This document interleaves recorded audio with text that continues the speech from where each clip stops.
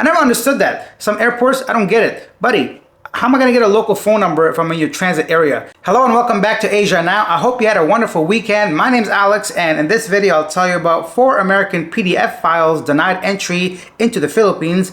A massive sea creature washes on the shores of Cebu. New changes coming for British pensioners. The winner of Miss Universe, plus much more. Yesterday I made a video about if you're a walking ATM in the Philippines. I'm going to talk about all the comments at the end of this video. If you haven't seen that one yet, check it out. It's a lot of fun to make. And if you're new to the channel, hit that subscribe button, hit that like button. It only takes a second, but really motivates me to make these videos. Starting with our USD to peso exchange rate. Right now, $1 is equal to 58.8 pesos. I wonder if we're going to cross 60 pesos by the end of the year. Maybe leave your predictions down below. Do you think the USD is going to breach 60 pesos by the end of the year? Here's our main story. The Philippines Bureau of Immigration recently intercepted 4 American individuals at the Naya airport who were attempting to enter the country. These individuals were denied entry as part of the BI's efforts to prevent predators from targeting vulnerable Filipinos. The 4 men were flagged due to their past convictions for crimes, including people who are not 18 yet and abuse against them as well.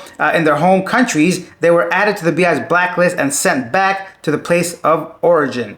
The actions align with the BI's Shield Kids campaign, which aims to protect Filipino children from foreign predators. The individuals involved have been banned from re-entering the Philippines. The 4 individuals turned away include Justin Henry Glasgow, 43 years old, convicted of pictures. Daniel Claire Redemacher, 60 years old, convicted in 2004 for conduct with someone who is not 18 yet. Khalif Francis Amin, 29, convicted in 2016 for possessing material of someone who's not 18, and Brian William Sanchez, 68, convicted in 2003 for having pictures of people who are not 18 years old yet. That's great for unwanted, undesirable people being banned from entering the Philippines. That's great. Good to hear. Next, let's talk about all these cyclones and tropical storms going on in the Philippines. The 3 successive tropical cyclones that hit the country over the past weeks have so far affected a total of 295,000 families. These families have been affected by typhoons Nika, Ophel, and Pepito, who reside in 3,358 different barangays across 6 regions.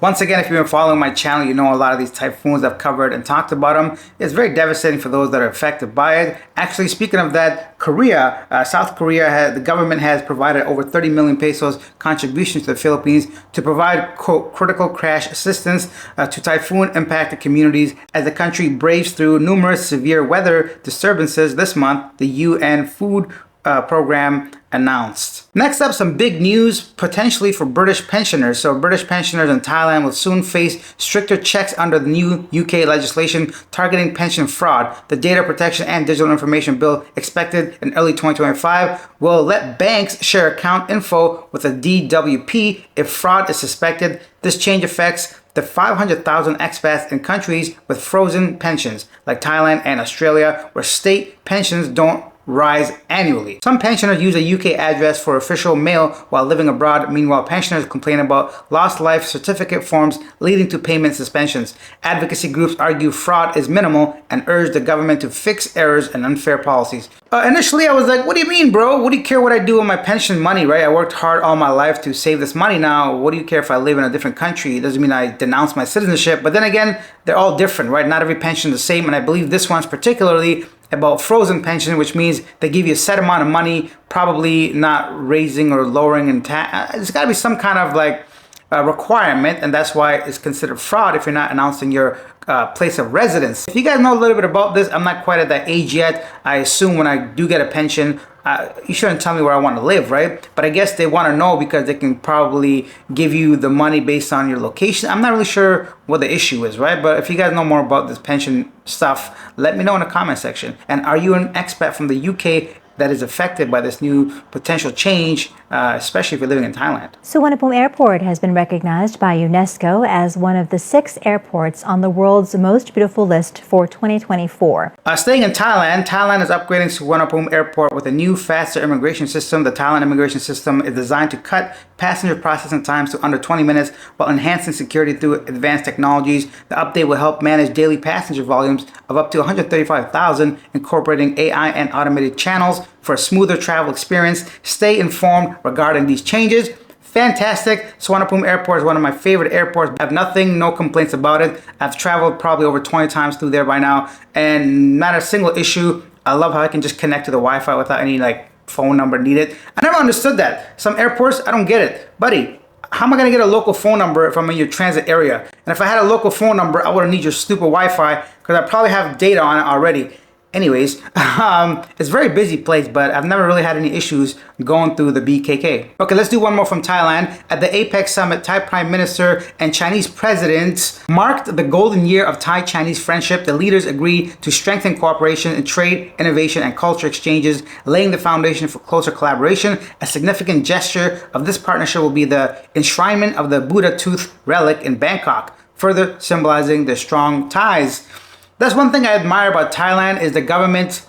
It does a lot of things with a lot of people. They usually don't pick sides, really. Not that I know of. Of course, I have very little minimal knowledge, but I feel like they're in a position to kind of navigate different countries as they wish. They're not really aligned with one side or the other. And the U.S. and Thailand relationships are strong right now. Same with Thailand and China, perhaps. Of course, the Russian peoples are all there. So they're kind of they're doing things for themselves. They're not really worried about secondary effects, at least not right now. Speaking of leaders, Joe Biden will become the first sitting American president to set foot in the Amazon rainforest during a brief stop Sunday at the Brazilian city of Manaus. As the incoming Trump administration sees poised to scale back the U.S. commitment to combating climate change. I haven't been to Brazil yet, but I will 100% go there. And I don't know if I'm going to go anywhere near the Amazon, but it's always been fascinating to me. I'm just really not sure what Joe Biden can do for the Amazon right now. But I do know deforestation dropped by 30% this year in the Amazon, which is fantastic. I mean, come on, man. There's only so much you want to build and take out of the earth without letting it at least replenish a little bit. Speaking of the earth and stuff, remains of a giant sea creature spotted off Dumangjang coast. The remains of a large sea creature were discovered floating off Sitio Balasidiot in Barangay Cabalbun, Dumanjog, Cebu. I should have just said Cebu. Sparking curiosity among locals. A resident of the area reported seeing the creature around 3 p.m. Sunday afternoon. In an interview with Sunstar Cebu, local fisherman David described the creature as a giant fish, likely a type of stingray, locally known as a salanga. He added that he had 2 horns and a long tail and recalled that similar creatures have been reported in the past. Some locals believe the creature could be over 100 years old, given the size and the appearance. Whoa! I've always been curious about stuff like this. The sea is a scary place, especially deep down there. Some weird looking creatures. I'm too much of I'm not a good swimmer and I don't want to scuba dive right now, but yeah, who knows what kind of stuff you see. I'm excited just putting on some goggles and putting my face into the water and seeing all these colorful fish, let alone a giant stingray looking thing. If you guys are into all this stuff, what do you think this thing is? Do you think it's just a regular thing, or do you think it's some kind of anomaly? And then in some entertainment news, Miss Denmark Victoria Kai Thielvig is Miss Universe 2024. She bested 125 other contestants, including Filipina Bet Chelsea Manalo, who made it to the top 30. The first runner-up was Miss Nigeria, second Mexico, third, and so on and so forth. Usually I would not care about any of this stuff, but I know that Miss Universe is huge, or at least beauty pageants are massive in the Philippines. You can see them pretty much in every barangay. I don't know how I feel about that part of it, but I know Filipinos are very into this stuff. So yeah, I guess unfortunately the Filipina that was in this competition only ranked in the top 30. Speaking of entertainment, did you guys watch the Tyson and Jake Paul fight? Some of my favorite things was just all the memes that came out of there. I was watching on Netflix and my stream kept getting paused or slow, and I kept thinking, oh, maybe it's my internet. I kept sharing my hotspot and all that. But turns out it was actually a common thing around the world. But let me know what you guys think of that fight that happened. So of course, Mike Tyson lost after 8 rounds. I was just happy to not see him get knocked out. The man is 58 years old. I know from my personal experience of being an athlete growing up and trying to do something these days, at 20 years younger than him, my knees are gone, man. My body thinks I'm doing something, but my knees and my body, anyways. So anything you want to share regarding that fight? Because I was actually anticipating and waiting for that for a while. So I'm glad at least I saw it.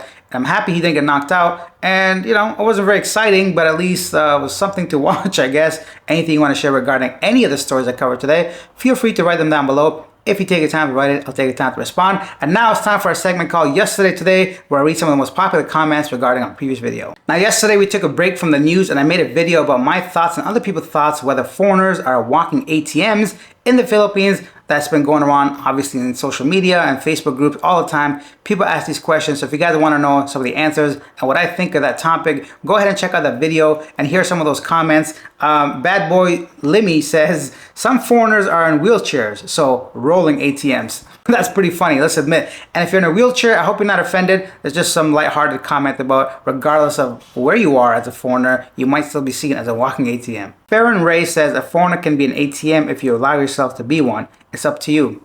I agree. Access Corp says a decent, hard-working Filipina will never ask for money. True. Jack Meloff says, just one thing no one thinks about is you are not from here. 90% of the population here has never traveled anywhere, nor will they ever so when they see someone from another country. They automatically assume you have money. They have never flown on a plane, stayed in a hotel, never eaten at the restaurant, never been to that place before. People here are not living the same lifestyle as people from the US or other rich countries, and it's hard for people from those places to understand because it's just different. That is a common misconception all across the world, not just Filipinos. A lot of time when I tell people I travel for a living or I've been traveling straight for the past 6 years, the first automatic assumptions most people would make that I'm rich. I'm far from it. Actually, I'm saving money by traveling. My cost of living is lower by being out here than it was back home. Anybody living here knows that, and a lot of us are here for that specific reason, right? Speaking of which, I'm going to sit down with DJ, my buddy, and my regular channel is going to be released, I guess, already by now. So if you guys want to see what his experience is, a person that does not come here just for women, specifically, check that out. I'm going to leave the link to that also in the comment section. You guys can see that video. And that's it for this one. I'll see you guys next time. Subscribe to the channel if you like. I'll see you tomorrow. Bye.